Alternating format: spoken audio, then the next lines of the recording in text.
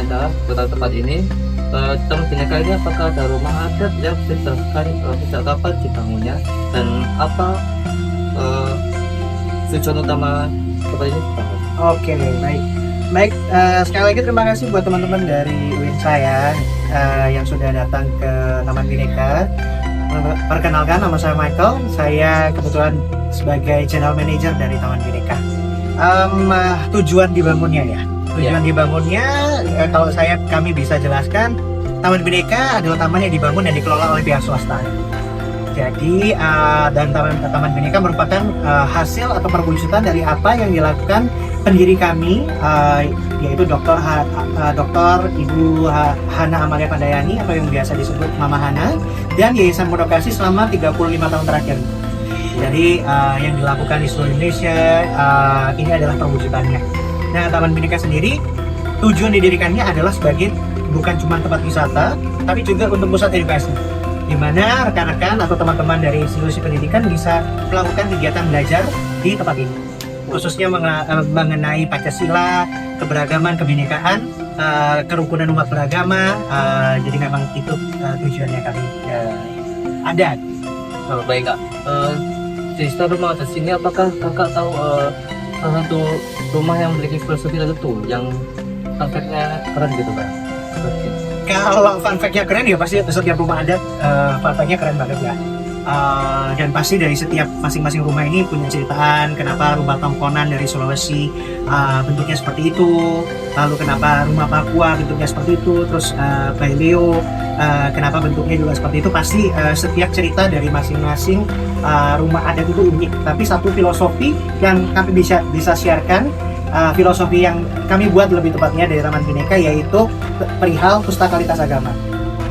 Kenapa pustakalitas agama itu didesain berjejer, berdampingan? Kalau di sini, kalau di Anjungan Nusantara, rumah-rumah adat kita bagi nih, sebelah kanan itu menghadap barat, semua rumah adatnya dari Indonesia Barat. Kalau yang di sebelah kiri atau di sebelah timur, semuanya rumah adatnya berasal dari Indonesia Timur. Nah, kalau rumah pustakalitas agama nih, kenapa kita filosofi dibalik di desainnya berjejer atau dibangunnya berjejer, yaitu meskipun berbeda cara beribadah, meskipun beda cara kita menyebut Tuhan atau Allah masing-masing, tapi kita tetap bisa hidup berdampingan secara aman, nyaman, dan lancar. Jadi itu filosofisnya kenapa dibangunnya berjejer begitu sih. Tapi kalau balik lagi, fun fact dari setiap rumah adat itu sangat menarik semuanya. Nah, sebagai contoh, kalau misalnya memang mau tanya rumah Batangu nih, rumah dari Nusa Tenggara, kenapa di desainnya seperti itu, kayak menara gitu ya. Nah, ternyata untuk atapnya ini didesain untuk sebagai lumbung atau menyimpan tempat makanan. Lumbung ya, jadi tempat menyimpan makanan mereka di situ dan segala macam. Jadi filosofinya kalau rumah Batangu seperti itu. Tongkonan juga ada sendiri. Jadi memang very unique di Indonesia. Baik. Pendapat Ibu tentang tempat ini tuh gimana? Pendapat saya tentang tempat ini sangat bagus sekali, hawanya segar, enak lah dipakai untuk lansia seperti saya dan teman-teman tuh kan.